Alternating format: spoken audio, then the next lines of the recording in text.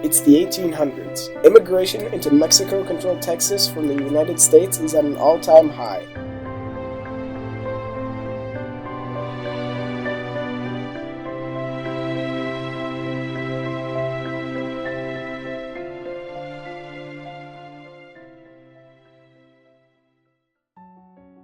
Drawn by tax breaks and cheap land, frontiersmen from the newly founded United States begin to stream into Texas. By 1830, there were nearly twice as many Americans in Texas as Mexicans.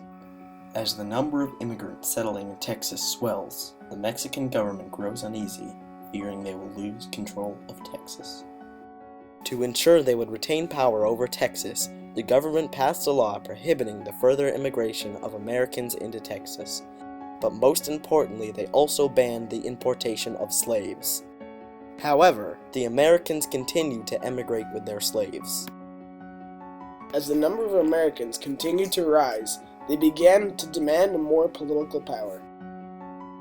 The Texans felt wronged. This lack of rights was so out of place, so unknown compared to the rights they received in the United States. And this began to stir some feelings. They were similar to those that the people had felt towards Britain, and this was by no means a good thing.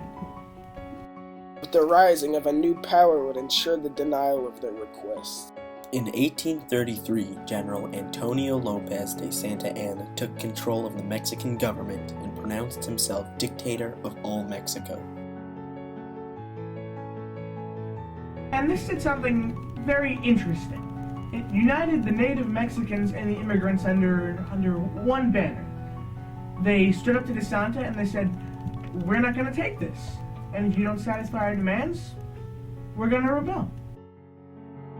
But the stubborn general refused to compromise. He continued to ignore the people's demands. It was only a matter of time before the powder keg went off.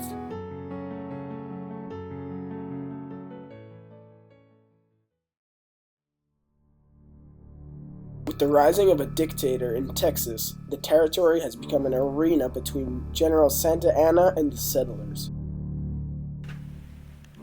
By now it was 1835, and there were more than 30,000 Americans living in Texas. They decided that enough was enough. It was time to make a stand. In October of 1835, Texan rebels and Santa Anna's forces clashed for the first time. The Texas War of Independence had begun.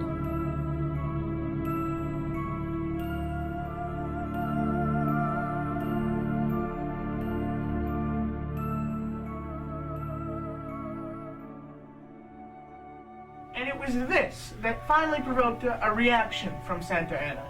He gathered a force of about 4,000 troops and he marched to the Alamo. The Alamo was a mission that had been converted into a fort in decades past. It had been taken by rebel forces in December of 1835, and now a force of 200 men was all that defended it.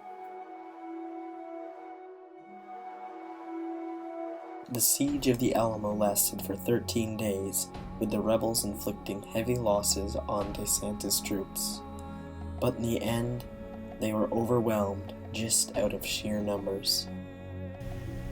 De Santa had ordered his army to take no prisoners, and so every man who had defended the Alamo was killed that day. But the rebels refused to be shaken by this defeat. On March 2nd, 1836, the Texans declared the forming of a free Republic of Texas. However, De Santa was not to be denied.